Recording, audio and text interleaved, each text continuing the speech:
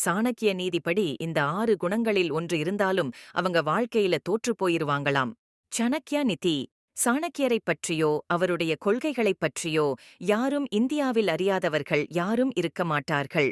அவர் தனது சாணக்கிய நீதியில் மனிதர்களின் நன்மை தீமைகள் பற்றிய விரிவான தகவல்களைத் தந்துள்ளார். ஒரு நபர் தனது நற்பண்புகளால் வாழ்க்கையில் வெற்றியை அடையும் அதே நேரத்தில் வெற்றிகரமான வேலை கூட மோசமான செயல்களால் தோல்வியடைகிறது என்று சாணக்கியர் கூறியுள்ளார். ஒருவரிடம் சில தவறான குணங்கள் இருந்தால் அவர் எவ்வளவு கடினமாக முயற்சி செய்தாலும் அவரால் வெற்றி பெற முடியாது. ஆச்சார்யா சாணக்யா இதுபோன்ற சில விஷயங்களிலிருந்து எப்போதும் விலகியிருக்குமாறு மக்களுக்கு அறிவுறுத்துகிறார்.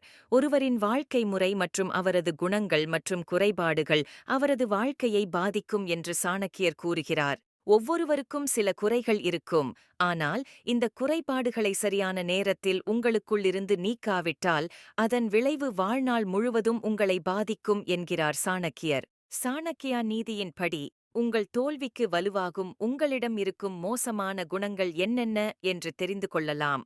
1. உறுதியில்லாத மனம். வாழ்க்கையில் மகிழ்ச்சியாக இருக்க அமைதியான மனது மிகவும் அவசியம் என்கிறார் சாணக்கியர்.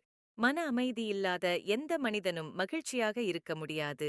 நிலையற்ற மனதுடன் இருப்பவர்களால் வாழ்க்கையில் மகிழ்ச்சியாக இருக்க முடியாது அல்லது எதையும் சரியாக செய்ய முடியாது.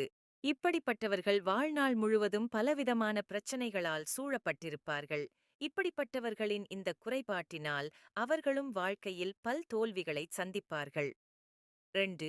மற்றவர்களின் மகிழ்ச்சியை பார்த்து வருத்தமடைவது.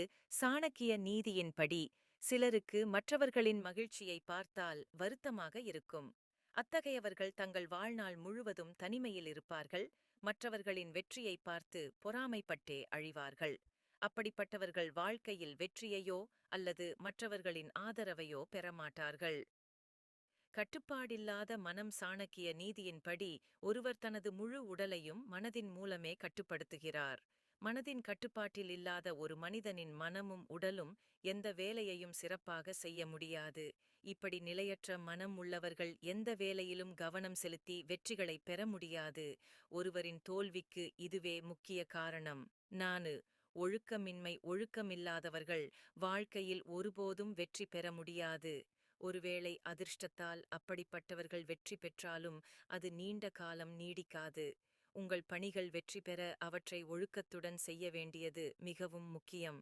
இந்த குணம் இல்லாமல் எந்த மனிதனும் வெற்றியை அடைய முடியாது. 5. கவனக்குறைவு. நீங்கள் வாழ்க்கையில் வெற்றிகரமான நபராக இருக்க விரும்பினால் எந்த ஒரு வேலையையும் முழு அர்ப்பணிப்புடனும் நேர்மையுடனும் செய்யுங்கள். வேலையில் கவனக்குறைவாக இருப்பவர்கள் வாழ்க்கையில் வெற்றி பெறமாட்டார்கள். அவர்களை நம்பி யாரும் வேலையும் தரமாட்டார்கள்.